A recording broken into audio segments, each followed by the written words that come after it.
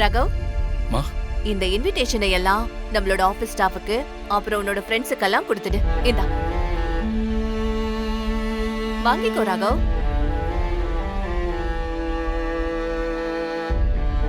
ராகவ் வாங்கிக்கோ. என்ன ராகவ், பத்திரிக்கையை வாங்கிக்கோ, உன் ஃப்ரெண்ட்ஸுக்கெல்லாம் கொடு. வாங்கிக்கோ.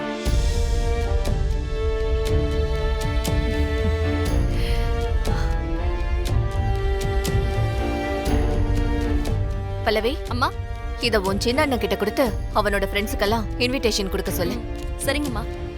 அண்ணா இந்தா புடி. டேய் சீக்கிரம் வாங்கடா. உலத்திக்கு போடுங்க. ஏற மேல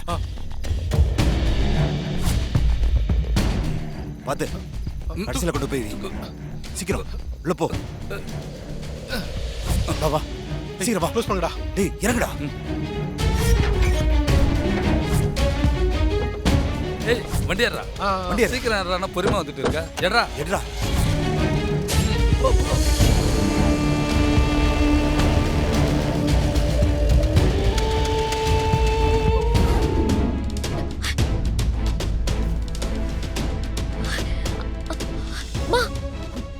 என்ன காரியம் பண்ணி வச்சிருக்கடி? என்ன காரியம் பண்ணி வச்சிருக்க? இன்னும் கொஞ்ச நாள்ல கல்யாணத்தை வச்சுக்கிட்டு என்னடி கூத்து? அம்மா, இன்விடேஷனை குடுமா. என்ன இன்விடேஷனை கொடு? முடியாது. இது என்னடி புதுசா இருக்கு? இப்பதாண்டி எனக்கு எல்லாமே புரியுது. உனக்கு அசோக்குக்கும் கல்யாணம்னு சொன்னதுல இருந்து உன் முகமே சரியில்லை. நீ அழுது வடிஞ்சு உட்கார்ந்து இருந்ததெல்லாம் இதுக்குதானா? போவி போவி போவி. உனக்கு ஆசை ஆசையா கல்யாண படவையில தேடி வாங்கிட்டு வந்தா இந்த மாதிரி பேர் எழுதி விளையாண்டுட்டு இருக்க? பேசாத. வாழ்க்கைக்கு ஒரு விடிவு காலம் பிறந்துருச்சேன்னு நான் சந்தோஷமா இருந்தேன். அதுக்குள்ள இப்படி என் தலையில ஒரு இடி இறக்குறியே, இது நல்லா பாருங்க, நல்லா பாருங்க. சொல்லு, ஏன் இப்படி பண்ண? ப்ளீஸ் மா. இங்க பாரு வர்ஷினி, இந்த ஜென்மத்துல உனக்கு ராகம் இல்லன்னு ஆயிடுச்சு. அதுக்கு இசைதான் காரணம். அக்கா அக்கான்னு தூக்கி வச்சு கொண்டாடிட்டு இருந்தல்ல, அவ தாண்டி உனக்கு பெருசா ஆப்பு வச்சுட்டா. சூப்பர் சுபத்ரா, உன்னோட செலக்ஷன் என்னைக்காவது மிஸ் ஆகுமா? அற்புதமா இருக்கு. வர்ஷினிக்கு ஏத்த மாதிரி அருமையா இருக்கு. அம்மா, அது குடுமா. ஐயோ, புடவை என்ன காத்து மாதிரி இருக்கு. இதோட விலை ஒரு 30,000 ரூபாய் இருக்குமா? இது என் மருமகளுக்கு நான் வாங்கின புடவை. அவ்வளவு கம்மியான விலையில வாங்குவேனா? உன் கையில இருக்கிற புடவை தாலி கட்டுறதுக்கு முன்னாடி ஜானவாசத்துக்கு கட்டுறது. அதோட விலை 2 லட்சம். 2 லட்சம்?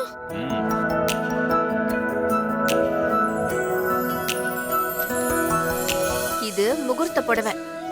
இதோட விலை 4 லட்சம். என்னக்கா 6 லட்சமா?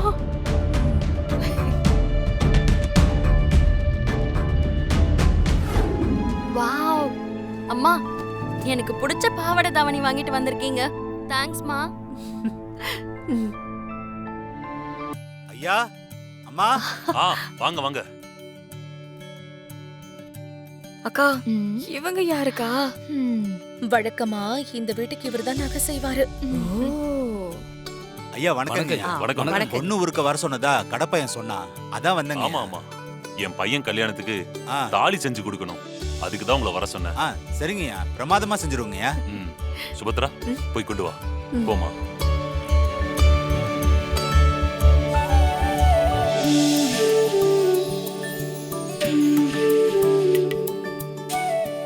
ஏங்க கோவப்படுறீங்க? அந்த வர்ஷினி அசோக் கையால தாலிய வாங்க போறா. வாழ்நாள் பூரா அக்காவும் தங்கச்சியும் கதற போறாளுங்க. சந்தோஷமா இருங்க. இருந்தாலும் எங்க வீட்டு நகை அவளுக்கு போகுதே. வா சுபத்ரா. ஐயா வாங்க. பிடிங்க. இதுல தாலி செய்யறதுக்கு தங்கம் இருக்கு. சரிங்க. நல்ல நேரம் முடியறதுக்குள்ள சிறப்பா செஞ்சு கொடுத்துருங்க. நல்லா பார்த்து பண்ணி கண்டிப்பா. கொடுங்க, சரியா? வாங்க கொடுங்க. வீட்லயே தாலி செய்யறது நல்ல விஷயம் தான்.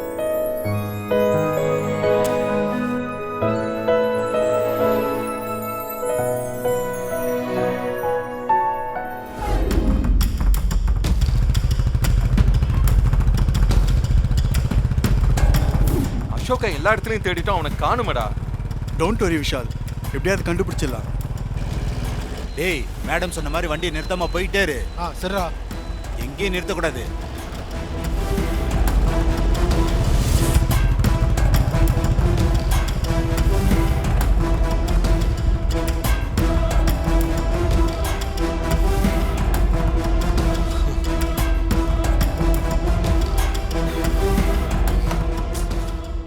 டயர்டா இருக்குடா. மச்சான், நம்ம சரியா தான் அசோகை தேடிக்கிட்டு இருக்கோமா? நானும் அதை தான் யோசிக்கிறேன். முடிஞ்ச அளவுக்கு டவுட்ஃபுல்லான எல்லா இடத்துலையும் தேடிட்டோம்.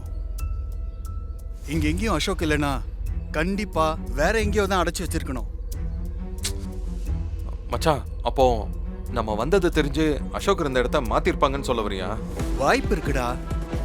நாம இவ்வளோ இடத்துல தேடினதுக்கு அப்புறமும் அசோக் கிடைக்கலன்னா கண்டிப்பா அசோக்கை கடத்தி வச்சிருக்கிறவங்க வேற ஏதோ பிளான் பண்ணியிருக்காங்க. அது என்னன்னு நான் சீக்கிரம் கண்டுபிடிக்கிறேன். மச்சான், இப்ப ஏற்கனவே நம்ம கிட்ட டைம் ரொம்ப கம்மியா தான் இருக்கு. அதை நினைச்சாதான் பதட்டமா இருக்கு. பதட்டப்படாத விஷால், அசோக்கை கண்டுபிடிச்சிடலாம். சரி, எனக்கு ஸ்டேஷன் போற வேலை இருக்கு, நீயும் வரியா? இல்ல, நானும் வீட்ல என்ன சிச்சுவேஷன் பார்த்துட்டு அப்புறம் வேணா ஜாயின் பண்ணிக்கிறேன் உன் கூட. சரி, எதுவா இருந்தாலும் எனக்கு ஃபோன் பண்ணு, ஓகே? ஷோர். சரி வா, உன்னை டிராப் பண்ற ஸ்டேஷன்ல. இல்ல பரவாயில்லடா. டேய் வாடா. அவங்களால அசோக்க கண்டுபிடிக்க முடியலனா அப்படி ஏதாவது நடந்துட்டா என்ன பண்றது? இங்க பாரு வர்ஷினி, இந்த கல்யாணத்தை நிறுத்த முடியலனா, ஒருவேளை அந்த மாதிரி ஏதாவது சிச்சுவேஷன் ஆயிடுச்சுன்னா எதை பத்தியும் யோசிக்காம நான் உன் கழுத்துல தாலி கட்டிடுவேன். என்ன ராகவ் வர்ஷினி கழுத்துல தாலி கட்டுவேன்னு சொன்னானா? அது மட்டும் நடந்தா உன் வாழ்க்கை. ரொம்ப ஷாக் ஆகாதீங்கக்கா. வர்ஷினி கிட்ட ராகவ் என்ன வேணாலும் பேசலாம், ஆனா ராகவ் பேசின எதுவுமே நடக்காது. நடக்காதா? எப்படி? அப்படின்னா ராகவ கடத்தி யாருக்கும் தெரியாத ஒரு இடத்துல மறைச்சு வைக்க போறேன். அப்புறம் எங்க இருந்து ராகவ் வர்ஷினி கல்யாணத்துக்கு வருவான் சொல்லுங்க? ராகவ் வரலனா வர்ஷினி கழுத்துல யார் தாலி கட்டுவா? அப்பாடா, இப்பதான் எனக்கு நிம்மதியா இருக்கு. நீ கெட்டிக்காரி ஸ்ரீஜா. நீ மட்டும் முன்னாடியே இந்த வீட்டுக்கு வந்திருந்தனா அண்ணிய பின்னாடி தள்ளிட்டு நானும் நீயுமே இந்த வீட்டை கட்டி ஆண்டு இருக்கலாம். வருத்தப்படாதீங்கக்கா, இன்னும் கொஞ்ச நாள்ல நீங்க சொன்னதுதான் நடக்க போகுது. பாத்துக்கிட்டே இருங்க.